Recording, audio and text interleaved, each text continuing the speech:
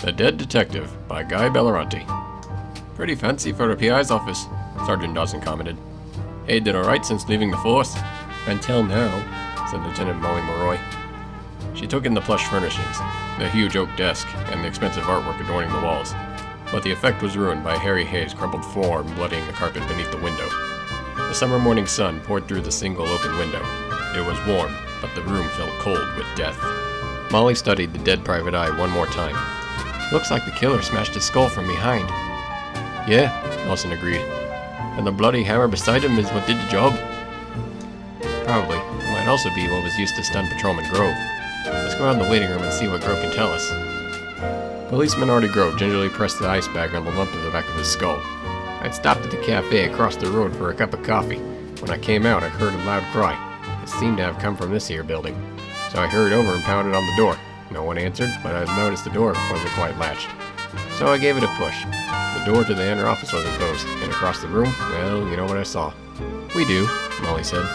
But that's not the end of your story. Grove frowned and shifted his big frame in the chair. No, I guess it isn't. I did a dumb thing, without thinking. I started toward him. A shadow fell over my shoulder, but before I could swing around, he lifted the ice from his skull, wincing. So you didn't even get a glimpse of the perp, Sergeant Dawson scowled. Afraid not. I blacked out for a couple of minutes. Next thing I knew, Hay's secretary was standing over me, screaming. Molly glanced at Dawson. I think it's time we question the secretary. Meanwhile, Grove, have one of those paramedics take another look at your head. Mary Falcone wiped her eyes with the red handkerchief. Harry asked me to marry him, just yesterday, and now? She twisted the handkerchief with their nail-bitten fingers. Did Mr. Hay usually arrive at the office before you? Molly asked gently. The petite woman nodded. Harry liked to come in early, even when he wasn't busy. Then business was slow at the moment? Yes, nothing he was working on could have led to this. She sobbed softly. Maybe it ties in with the past case, Dawson suggested. He must have made some enemies in his profession. I suppose. Harry did give me all the details when he worked on a case.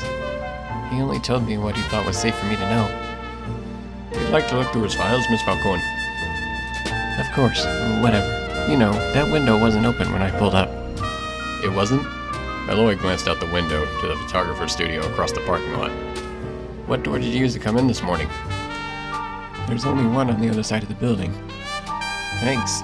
One more thing. The weapon? Was it the hammer? If so, it wasn't Harry's, but I saw Jim Lacey using one like it yesterday in front of the store. Jim Lacey? Yes, he owns a photo place. He and Harry didn't get along very well. Molly and Dawson went to question Lacey. I don't know what you think I can tell you, Lacey complained. Then you know why we're here. Sure, when I saw cop cars and ambulance, I popped outside to check what was happening. I understand you were repairing something with the hammer yesterday. Yeah, and on it. So what? May I see the hammer, please? Can't. Forgot to bring it inside. I was just looking for it now. Damn, you're not saying my hammer was used. Sure looks that way, Mr. Lacey. Well, it wasn't me. No, Hayes getting murdered doesn't surprise me.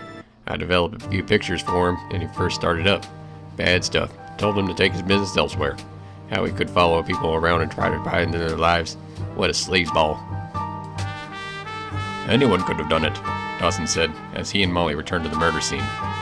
Anyone could have picked up the hammer and killed Hay. He motioned toward the open window. If the window was closed, like Miss Falcone said, then she must have driven up while the killer was still inside. This was the escape route. Molly nodded, frowning, then stared at Dawson as he bent over the bloody mark on the carpet. Of course. Why didn't I see it before? Sergeant, I think I know who the killer is.